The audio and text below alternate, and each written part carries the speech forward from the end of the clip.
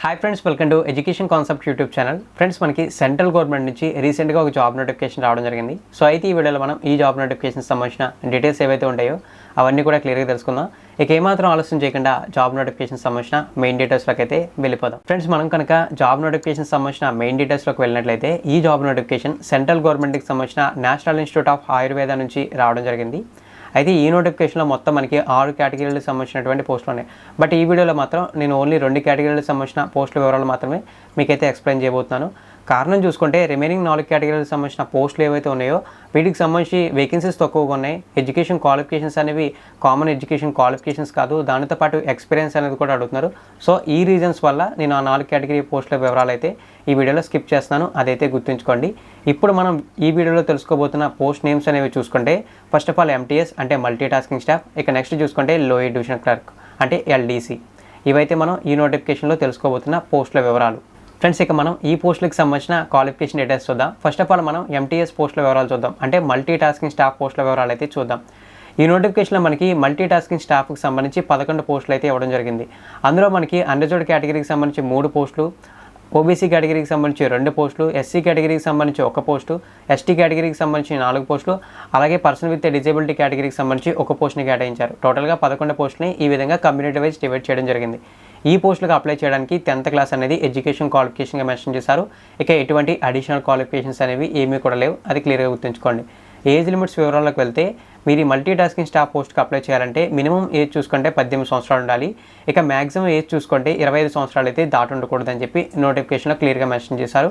Salary విషయంలోకి మనం వెళ్ళినట్లయితే ఈ మల్టీ టాస్కింగ్ స్టాఫ్ పోస్ట్కి మీరు సెలెక్ట్ అయితే సెంట్రల్ గవర్నమెంట్ రూల్స్ ప్రకారం లెవెల్ 1 పే స్కేల్ అయితే ఉంటుంది. అంటే బేసిక్ పే 18,000, మ్యాక్సిమం చూసుకుంటే 56,900 రూపాయలు ఉంటుంది. ఇక రఫ్గా మనం అన్ని అలవెన్సెస్తో ఫస్ట్ మంత్ శాలరీ అనేది చూసుకుంటే మీకు 23,000 నుంచి 25,000 మధ్య శాలరీ అయితే వస్తుంది ఈ మల్టీ టాస్కింగ్ పోస్ట్ అనేది మీరైతే గెట్ చేస్తే. ఇక నెక్స్ట్ మనం ఏదైతే LDC అంటే లోయర్ డివిజనల్ క్లర్క్ పోస్ట్ ఉందో దానికి సంబంధించిన వివరాలు చూద్దాం.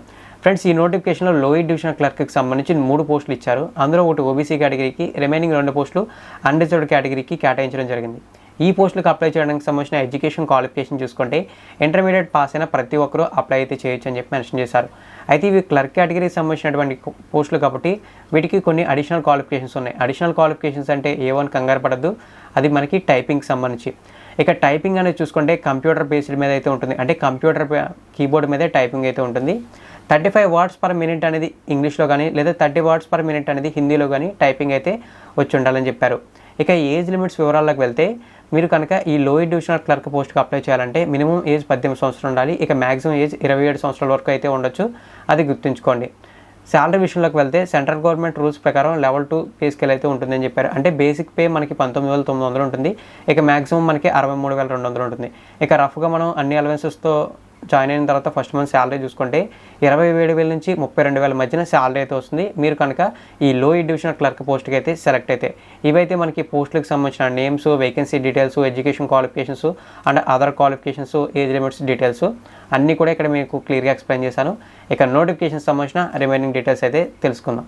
ఫ్రెండ్స్, ఇక మనం నోటిఫికేషన్ సంబంధించిన రిమైనింగ్ డీటెయిల్స్లోకి వెళ్ళినట్లయితే అప్లికేషన్ ఫీజుకి సంబంధించిన వివరాలు తెలుసుకోవాలి, సెలక్షన్ ప్రాసెస్కి సంబంధించిన డీటెయిల్స్ తెలుసుకోవాలి, దానితో పాటు అప్లై ప్రాసెస్కి సంబంధించిన వివరాలు తెలుసుకోవాలి, ఫైనల్గా ఇంపార్టెంట్ డేట్స్ వివరాలు తెలుసుకోవాలి. ఫస్ట్ ఆఫ్ ఆల్ మనం అప్లికేషన్ ఫీజుకి సంబంధించిన వివరాలు అయితే చూద్దాం. ఫ్రెండ్స్, నాకు తెలిసి ఈ నోటిఫికేషన్ అప్లికేషన్ ఫీజు కోసమే రిలీజ్ చేశారని నా మనసులో అయితే అనిపించింది. ఎందుకంటే అప్లికేషన్ ఫీజు చూసుకుంటే జనరల్ అండ్ OBC కేటగిరీ అభ్యర్థులకి 2,000 రూపీస్ ఉంది, అంటే 2,000 రూపాయలు అయితే ఉంది. ఇక ఎవరైతే SC, ST economically weaker section ఉంటారో వాళ్ళకి 1,800 రూపీస్ అంటే 1,800 రూపాయలు ఉంది. ఫైనల్గా ఎవరైతే పర్సన్ విత్ డిజేబిలిటీ క్యాండిడేట్స్ ఉంటారో వాళ్ళకి ఎటువంటి అప్లికేషన్ ఫీజు లేదు, అదైతే గుర్తుంచుకోండి. ఫ్రెండ్స్, అప్లికేషన్ ఫీజెస్ మీరు విన్నది కరెక్టే. జనరల్ OBC కేటగిరీ వాళ్ళకి 2,000 రూపాయలు, SC, ST economically weaker section category వాళ్ళకి 1,800 రూపాయలు, అది మీరు క్లియర్గా అయితే గుర్తుంచుకోండి. ఈ పోస్టులకి ఆఫ్లైన్లో అప్లై చేయాలి కాబట్టి అప్లికేషన్ ఫీజు అనేది DD రూపంలో పే చేయాలి. DD దేని మీద పే చేయాలో మనకి డీటెయిల్స్ అయితే క్లియర్గా ఇచ్చారు. నోటిఫికేషన్ అలాగే మీరు చెక్ చేస్తారు కాబట్టి అక్కడ ఆ డీటెయిల్స్ అయితే మీరు క్లియర్గా అయితే చూడొచ్చు. ఇక నోటిఫికేషన్ సంబంధించిన ఇంపార్టెంట్ డేట్స్ వివరాలకు వెళ్తే నోటిఫికేషన్ సంబంధించిన ఇన్ఫర్మేషన్ మనకి ఈ నెల 24వ తారీఖున అఫీషియల్ వెబ్సైట్లో అప్డేట్ అయితే అవ్వడం జరిగింది. నోటిఫికేషన్ రిలీజ్ అయిన 60 రోజుల వరకు అప్లై అయితే చేయొచ్చు అని చెప్పారు. అంటే మనకి 2022 అంటే నెక్స్ట్ ఇయర్ జనవరి వరకు అప్లై చేయడానికి టైం అయితే ఉంది, అది మీరు క్లియర్గా అయితే గుర్తుంచుకోండి. ఇదైతే మనకి అప్లికేషన్ ఫీజుకి సంబంధించినటువంటి డీటెయిల్స్, దానితో పాటు ఇంపార్టెంట్ డేట్స్కి సంబంధించిన డీటెయిల్స్. ఇక నెక్స్ట్ మీకు రిమైనింగ్ చూసుకుంటే సెలక్షన్ ప్రాసెస్. ఫ్రెండ్స్ మనకి సెలక్షన్ ప్రాసెస్ అనేది అప్లై చేసిన వాళ్ళ సంఖ్యను బట్టి డిపెండింగ్గా ఉంటుందని చెప్పారు. తక్కువ మంది అయితే అప్లై చేస్తే ఇంటర్వ్యూ ద్వారానే సెలెక్ట్ అయితే చేస్తామని చెప్పారు. ఒకవేళ ఎక్కువ మంది అప్లై చేస్తే అనుకున్న దానికన్నా అప్పుడు మీకు ఒక ఎగ్జామ్ అయితే కండక్ట్ చేస్తామని చెప్పారు. ఆ ఎగ్జామ్లో ఎవరైతే మెరిట్ వస్తారో వాళ్ళకి జాబ్ అయితే ఇవ్వడం జరుగుతుందని చెప్పి మెన్షన్ చేశారు.